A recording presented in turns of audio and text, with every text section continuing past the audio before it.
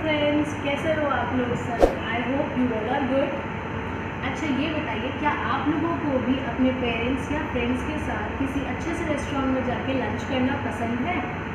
I think सबको पसंद है, क्योंकि मुझे भी बहुत पसंद है, इसीलिए मैं आज यहाँ पर हूँ। एंड क्या आप में से कोई कभी भी किसी स्ट्रेंजर के साथ बाहर लंच पर गया है? आई थिंक सबका आंसर होगा नो। मे भी कोई गया भी हो, अगर गया है तो अपना एक्सपीरियंस शेयर करें। अच्छा, आपको हम एक बात बताएं, जो स्टोरी हम कवर अप करने जा रहे हैं अभी, उसमें हमारे जो ऑथर है वो स्ट्रेंजर के साथ बाहर गए थे लंच करने, and he felt in an unexpected situation. So let's see in the story कि ऑथर ने कौन सा एक्सपीरियंस गेन किया और वो कौन सी अनएक्सपेक्टेड सिचुएशन में फंस गए थे। So let's start. The Luncheon, written by William Somerset. He was a British short story writer, novelist, and playwright.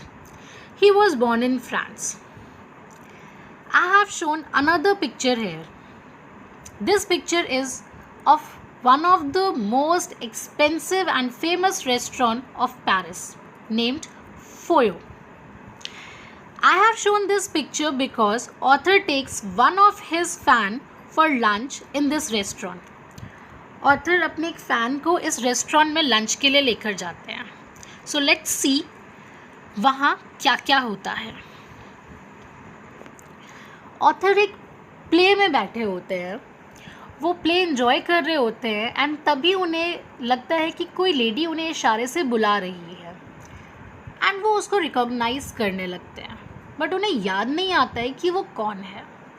Then कोई उस लेडी का नाम बताता है तो उन्हें कुछ कुछ याद आता है कि वो लेडी कौन है, और फिर वो उठकर उस लेडी के पास आके बैठ जाते हैं. एंड देन वो लेडी उनसे पूछती है कि क्या आपको याद है जिस दिन हम लंच पर मिले थे. अब ऑथर सोचने लगता है कि ये लेडी कौन है और हम कब लंच पे मिले थे. अब ऑथर फ्लैशबैक में जाता है. 20 साल पहले की बात है, जब ऑथर पेरिस में रहते थे एक छोटे से अपार्टमेंट में.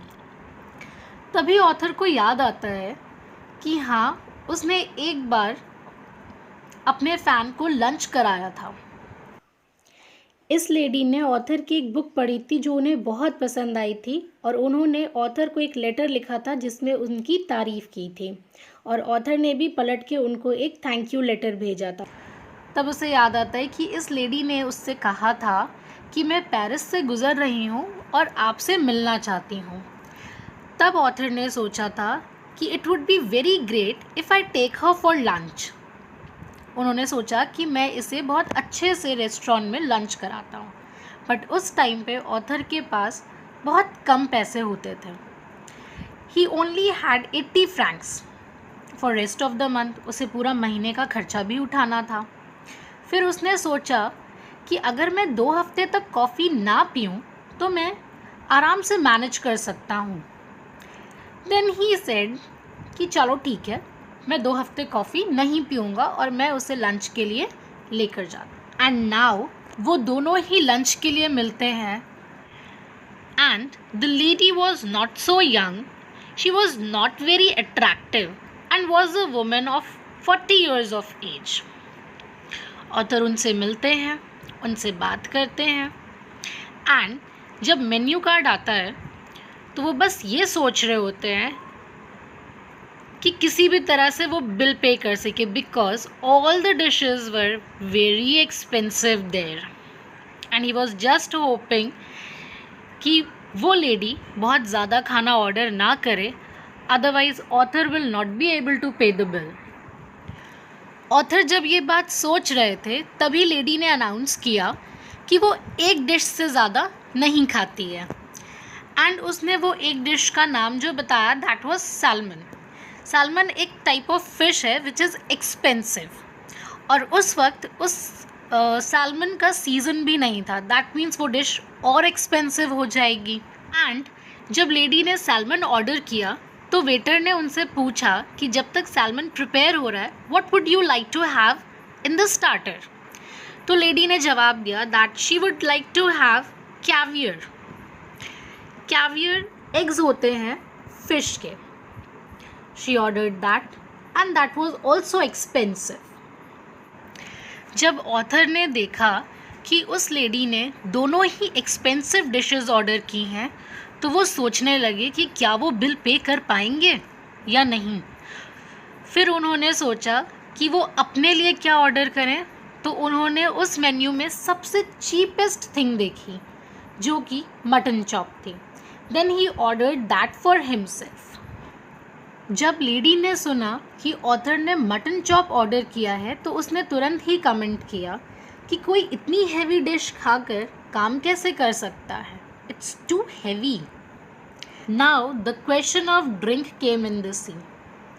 अब इस सीन में यहाँ पर ऑथर पूछ रहे हैं लेडी से कि आप ड्रिंक में क्या लेना चाहोगे।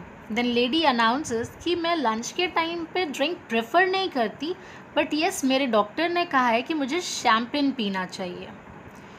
And now the author is thinking कि वो क्या जवाब दे, बिकॉज लेडी सेड कि उसके डॉक्टर ने बोला उसे शैम्पेन पीना चाहिए विच इज़ एक्सपेंसिव।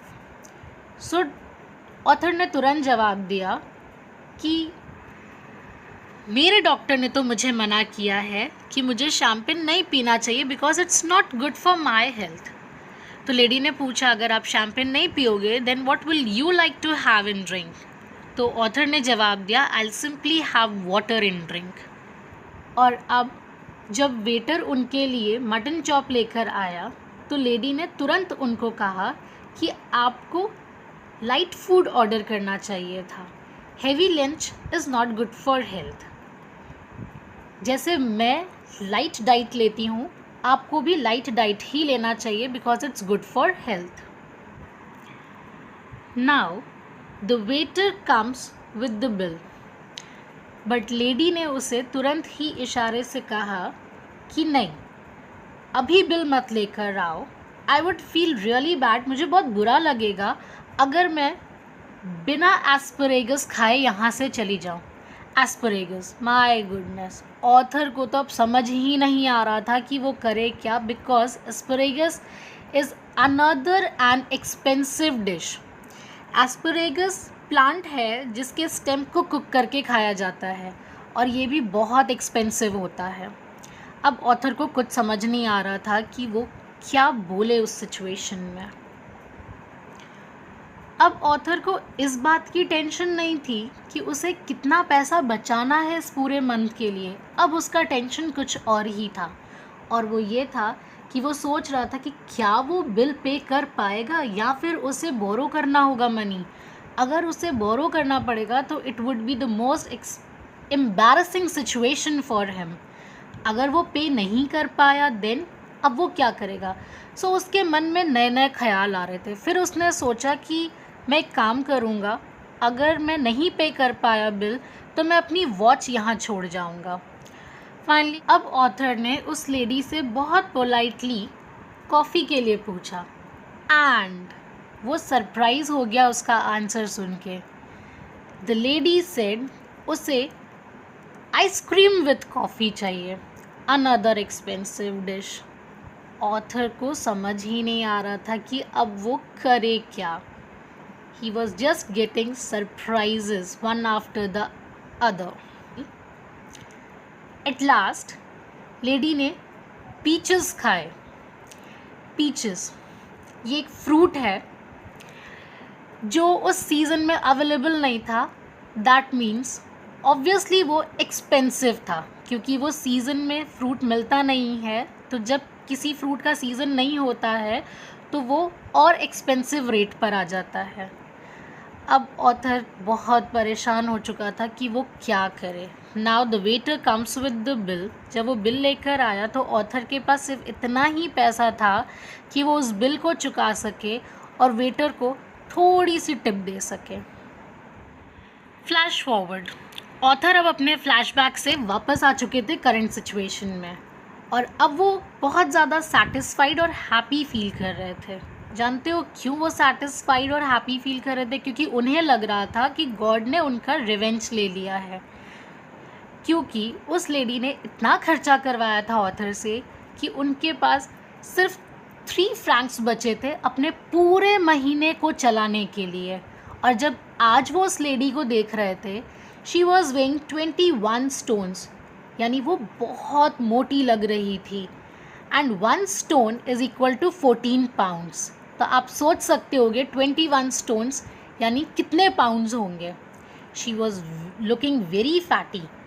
तो ऑथर को बहुत अच्छा लगा ये देखकर कि गॉड ने रिवेंज लिया, और जब गॉड रिवेंज लेता है तो उसका रिज़ल्ट जो होता है वो बहुत अच्छे से दिखता है। And author felt really happy and satisfied. Students, इस स्टोरी से हमें क्या समझ में आता है? यही कि हमें लंच पे उन्हीं के साथ जाना चाहिए जिन्हें हम अच्छे से जानते हैं। अदरवाइज़ हमारे साथ क्या होगा जो ऑथर के साथ हुआ, हमें बहुत सारा खर्चा करना पड़ेगा और हमारे लिए ये बहुत मुश्किल हो जाएगा।